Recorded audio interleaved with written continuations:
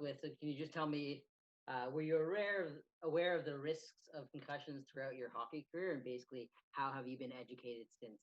Yeah, absolutely. I definitely knew the term concussion. I heard it kind of being thrown around here and there, but I knew that, they weren't good, but I didn't really know anything further from that.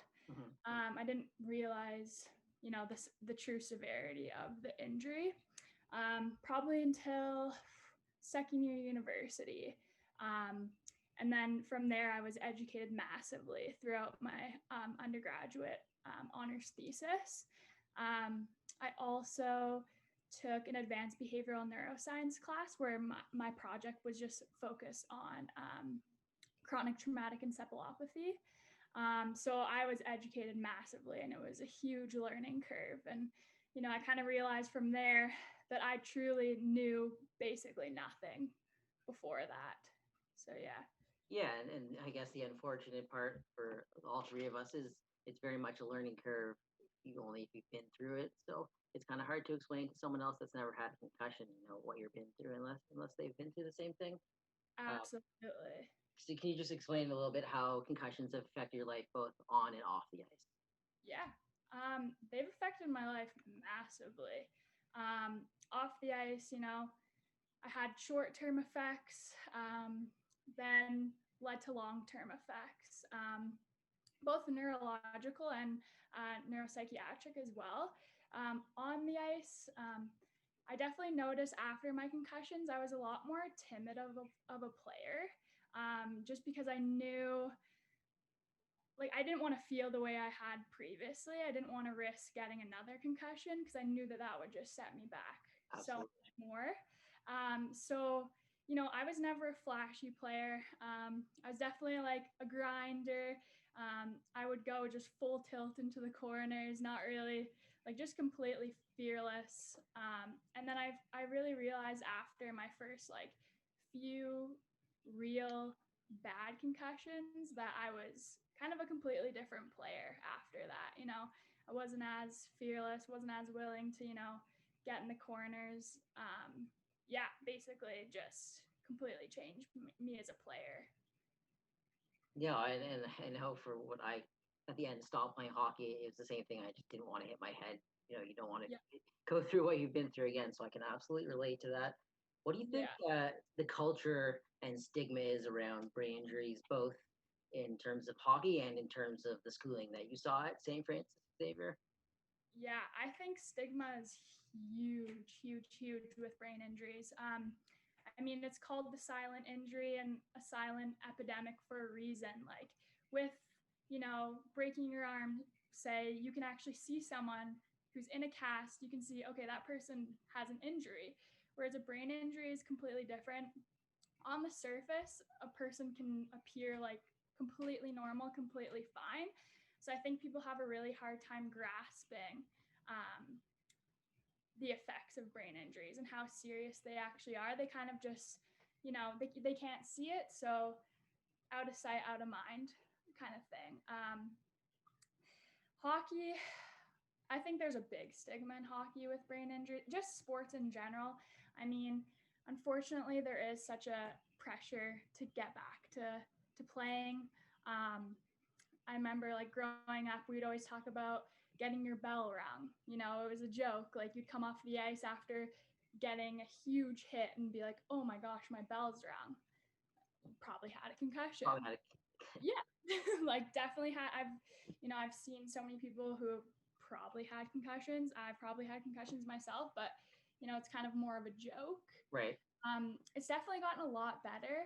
I think too, in the NHL, Don Cherry, he was a huge advocate, rock'em sock'em hockey. Just, fighting, hitting, that's what people watch hockey for now. Just to be tough, yeah. Yeah, they have specific people that are just there, not as much anymore, but, recently they would just have people on the team as enforcers that were specifically there just to rough people up. Mm-hmm. So yeah, there's a huge stigma. Yeah, and it's very much mixed in the culture of hockey. You brought it up perfectly. Um, what are what could you say your perception of concussions was from before you got them as opposed to now down the road? Yeah. I kind of thought, you never really think it's going to happen to you. You kind of hear, like, you think it's a one off kind of tragic event when you hear people, that on the severe cases have died from concussions. However, research is coming out with the subconcussions are a huge, huge area of concern because it's been linked to, the long-term chronic effects and even neurodegenerative diseases. So it's changed massively. I didn't, at first I was kind of like, I'll be fine. If I get one, I'll recover. It'll be cool. I'll be fine. But now it's like with each concussion you get, you're just, you know, putting yourself back so much farther. So yeah. No, and I think you have such a unique perspective, the fact that you got to go through it, but that you're also studying it right now. Can you talk a little bit about your thesis that you did? Yeah, definitely. So for my honors thesis, I actually did a follow up and extension of a study that was conducted a year previously. Mm. And I really wanted to focus on concussions. So I took a sample of the varsity athletes at St. FX from all teams. And then I had a sample of non athlete undergraduate students from the same population. Mm. And then I asked them to complete various online measures. So it was anxiety sensitivity, alcohol use, mood and anxiety, and concussion history and personality as well.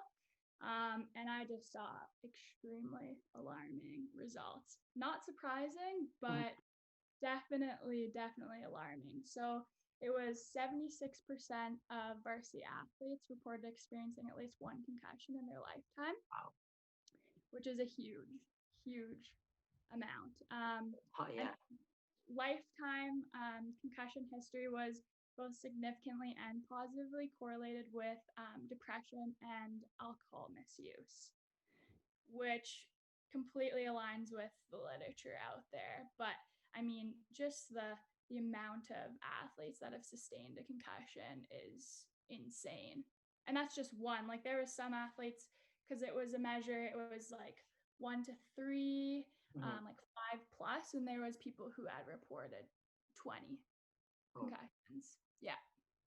So it was just insane to see the prevalence of it. yeah, those are And really eye-opening numbers just to hear them. yeah, and then overall, about 22 to 27% of the athlete population showed elevated levels of mental health symptoms on all Mhm. measures, which is also interesting. Yeah, and that was my next question. That I think it's so great that you're tying in the mental health part because that's really the topic that does not get talked about enough. No, it really doesn't. And it's a huge part of it too. Huge, massive. I mean, and it affects the recovery as well, which people don't realize. So, yeah, no, it was amazing. I'm very glad that I did that. It just gave me a completely different outlook on it, like seeing raw data, like the numbers, and it was just honestly insane to see. No, and I think that's so great that you're still giving back to the sport, but doing it in a way that can help people. Absolutely. And can you talk a little bit as well about what you're applying towards now? Yeah, for sure. So I'm just in the process of applying for my master's and then PhD in clinical psychology. I'm really, a combination of my own personal experiences and then my experiences as a researcher has really motivated and inspired me to, go through this route. Um, it's just been really evident that, the one size fits all method of treatment for concussions right now is super inadequate. Doesn't Um, work? Yeah. does not work at all. The injury is so heterogeneous, so everyone experiences it so different from one another that there needs to be specific individualized treatments Yeah. for people. So my goal, the end goal for me is to research concussions, traumatic brain injuries, And then from there, I want to facilitate in the advancement of diagnostic tools, prevention strategies, and also individualized treatments, as I had mentioned. Working with athletes with who have sustained concussions, helping them through it, getting them the right treatment, the right support, because there's really nothing out there. There's no gold standard. I'm curious, are you doing any research towards anything in the plant medicines in that field? No. So I actually go to I know this is going to be a further question, but I am, I think that the plant-based, the herbal medicines are honestly the route to go. I think that there's such a mental health in general, and even traumatic brain injuries, there's such an over medicalization of it. Like, Absolutely. I mean, for me, I was just written a couple prescriptions and sent on my way, where there's just so many different aspects to it. But no, I haven't, to answer your question, but I definitely think that is a route that needs to be researched, and I would be super interested in doing that as well. Can you maybe just talk a little bit about some of the resources that on that same topic that helped you in your recovery? Yeah, definitely. St. FX is a pretty secluded school. It's kind of right in the middle of nowhere, very small town, not a ton of resources. I'm a pretty stubborn person myself. I just always am like, I can get through this myself. I don't need any type of help. So probably for a good year, I was just doing it on my own, and obviously didn't see any improvements, as one wouldn't. Right. Until I moved to Calgary. And so I'm actually going to a chiropractor. His name is Dr. John. He's at the Revelation Health Center in Calgary, and he is amazing. He's an ex-professional CFL football player who's obviously sustained concussions himself. Right. And he is so knowledgeable. And the great part about him is he's really focused on the holistic health side. So it's not just your brain, it's your whole body, it's your gut health, it's everything, because everything in your body is connected. So thinking of a chiropractor, I was like, okay, adjustments of the body, but he does so much more. He's really like a drug-free method, which I appreciate a lot. Like, he really pushes for the supplements, and he's completely individualized treatments as well. So he does like functional neurology, highlights, and then, as I mentioned, like supplements and stuff. And he just completely tailors it to you. And I've probably gotten, from seeing him, like 90% better than I was previously. That's amazing. Yeah, like leaps and bounds better. Leaps and bounds. Yeah, and I think that's why it's such a unique, we've asked this question to everyone. It's why it's such a unique question. And you brushed on this topic that there's no template for concussion recovery. And in my own recovery, what you just said is so similar to me. I was seeing an osteopath is what really changed it for me. And when I went there, I just told them that I had concussion, and she found problems in my neck and my spine and my back that I didn't even know about. And it wasn't until I had someone that was really, I felt was on my side, that was looking to help me. Absolutely. It can be a huge difference. Oh, even like, I had no white blood cell count, red blood cell count, the pH level in your body. Like, it's just, everything is connected. It's not just your brain. It is every single part of you that contributes to the brain. I'll ask a question about that. Yeah, go for it, Jake. I just want to touch on something that you said about just generally you're talking about how everything is connected in the body, and your brain isn't the only source of inflammation potentially contributing to some of your symptoms, right? Yeah. So I'm wondering, in general, do you think that there needs to be more education when it comes to hockey and like athletics in general about nutrition and preventative measures for injuries more than there currently are? Because I think in my own experience, that wasn't really an emphasis for much of my coaches or any of the leagues that I played in, or even really any of my peers or family. So I just wonder, from your own experience, how that's changed since going through this. Oh, yeah. No, I think education is the key. It is massive. I mean, you don't want to be backtracking and, thinking of um, secondary solutions when the primary solution is education. I'm sure you guys have a kind of experienced it growing up in athletics. It was never touched on, I don't think. And not memorable, at least. I mean, it was brought up in a fleeting conversation, but education is absolutely massive. I don't think without the education in my university degree, I would still be at the same place that I am now, doing the same things, just not really realizing it. And people, it's not athletes' fault. I don't think. Like there's such a pressure on athletes. I mean, for me personally, I was at such a place where, when I had my concussion, I was like in a really good spot in the lineup. I was playing super well, and I didn't want to risk me being out for 2 weeks where someone can just swoop in and take my spot. For sure. Exactly. And you know what? Coaches need to be educated on that. Just because, I mean, just innate qualities of athletes. I feel like you're just taught to push through your injury. You're fine. You're good. And I mean, in some cases that may be true, but when it comes to the brain, that's never true. Never. So yeah, education is absolutely massive and needs to be emphasized way more than it is. No, it's a great point. And on that same topic, what do you think there's some challenges that you faced and other people faced as a student athlete dealing with concussions?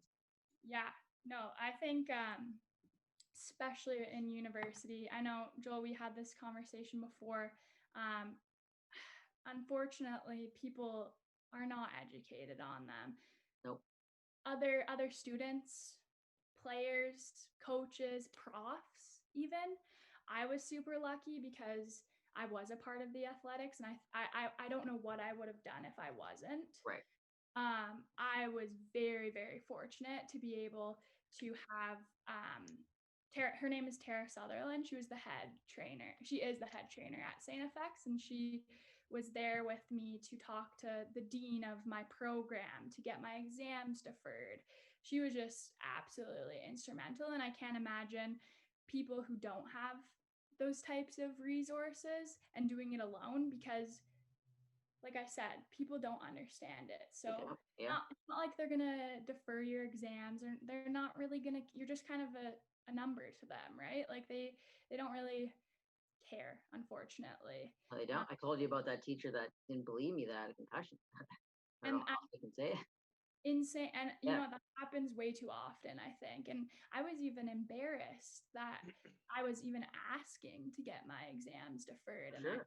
And there were some points where I was like, I probably shouldn't be in class, but I've already missed class too much. Like it's just like there's such an internal battle that you experience where it's like, I know that something's wrong with me, but people can't see it. So maybe there isn't something wrong with me. Maybe I am just being, a milk bag, I guess. Like I need to suck it up. But yeah, no, I was lucky. I was very lucky. But for others, it is not the same. No, absolutely. And it all relates back to that stigma. Like you said, if you didn't want to lose your spot and you didn't want to talk about it, like who else is going to be able to have, be your voice? Exactly. What do you think?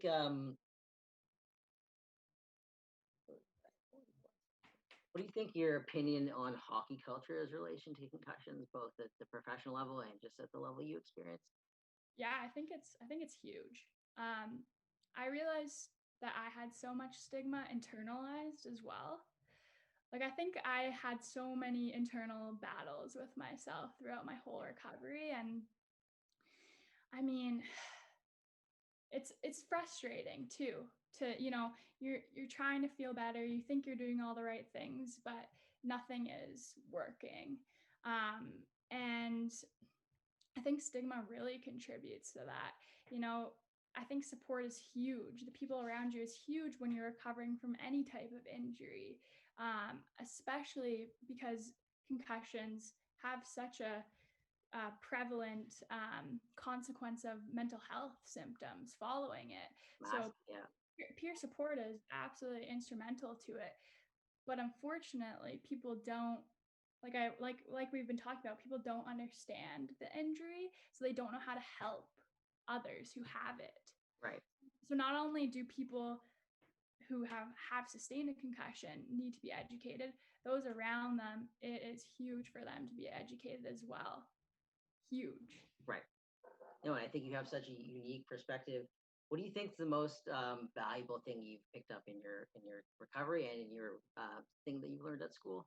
Yeah. I would say probably like hockey and school and everything else can wait, but your health and your brain can't. So I think the most important thing I learned was to prioritize my health over everything else. And I feel like being a university athlete, it's just like it's your whole life. Playing hockey, going to practice every day, like that's your entire life. And I really, really neglected everything, like just my personal health Mhm.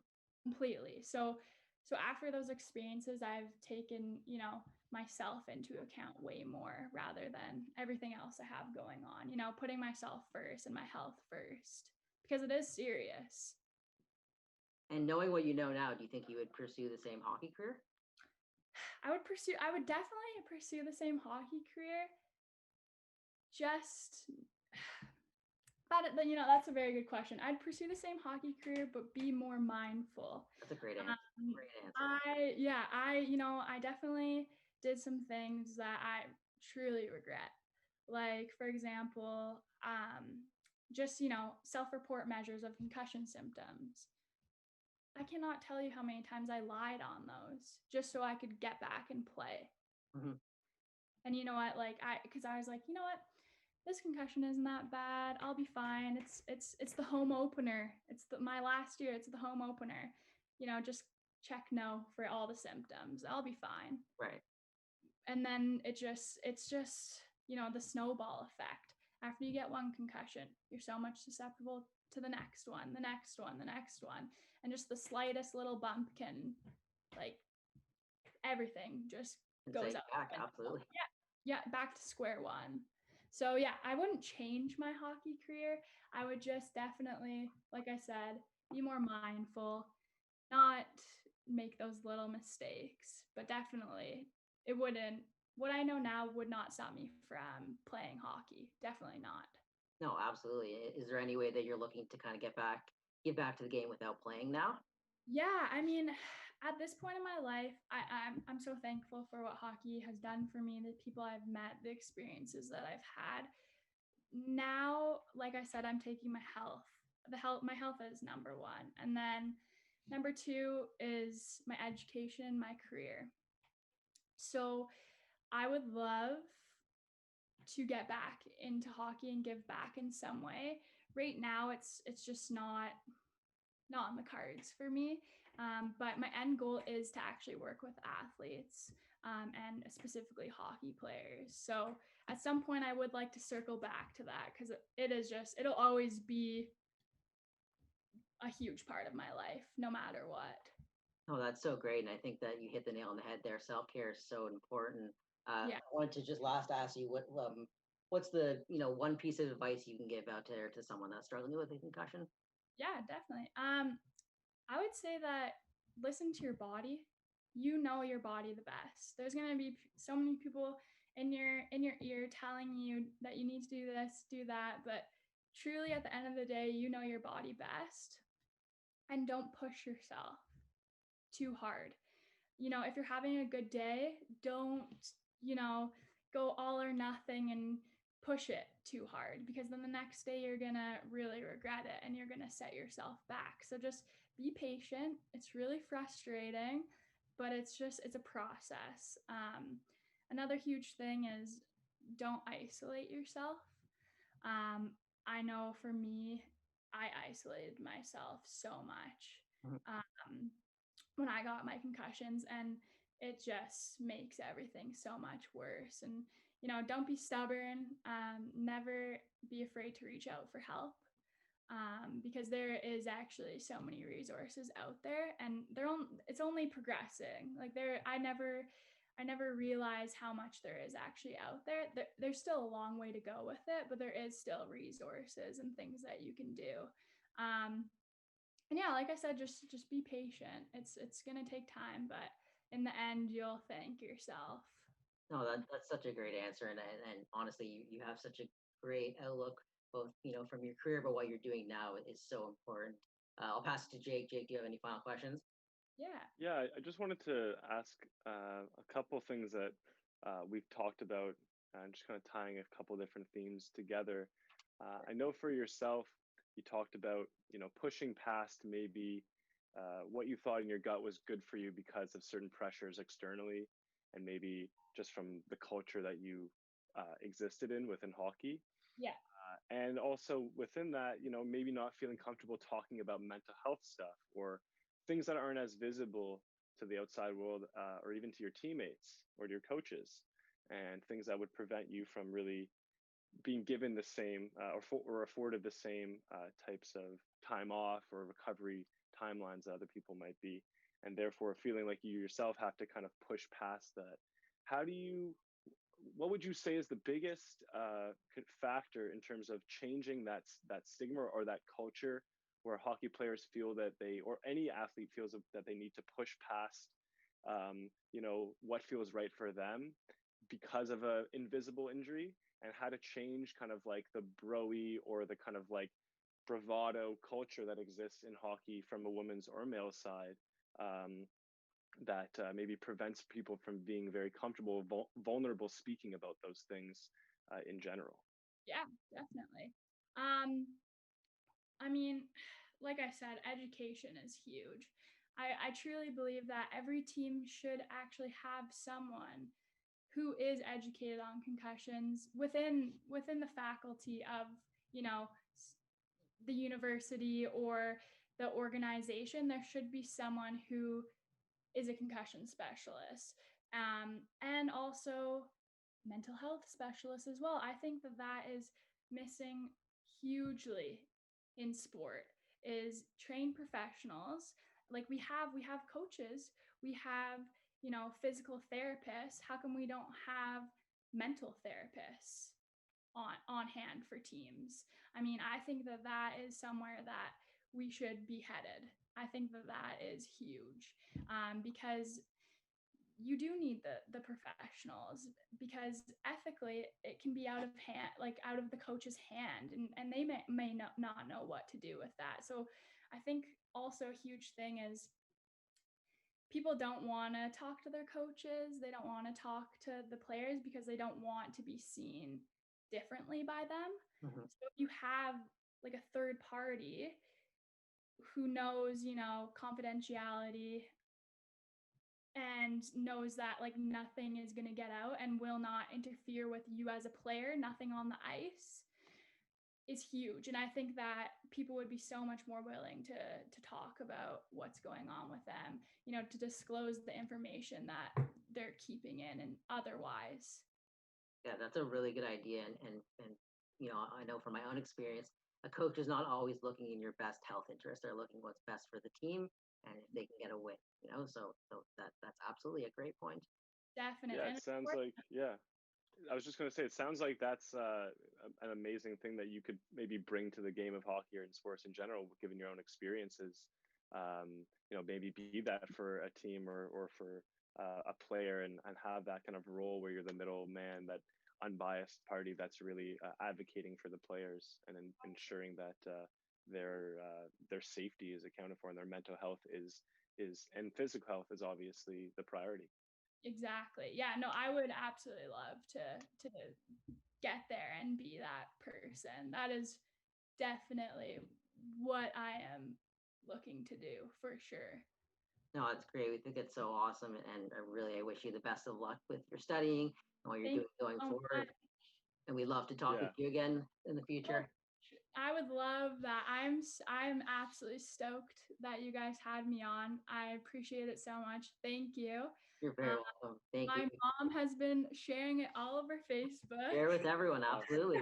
No, definitely will. My company is going to be sharing it as well. So It's all about, yeah, it's a community, and we want to just get the message out to anyone directly or indirectly that might be struggling. So absolutely. No, I think this is phenomenal what you guys are doing, and it needs to be talked about more. And like I said, everyone's experiences are so different from one another. So having a bunch of different people's perspectives is just good on you guys. Thank you. And again, thank you so much for sharing your story. We really do appreciate it. Thanks for taking the time, Allie. Nice to meet you. Anytime. Nice to meet you guys. Thank you so much. All right, take care. Have a great rest of your day. Take care. Yeah.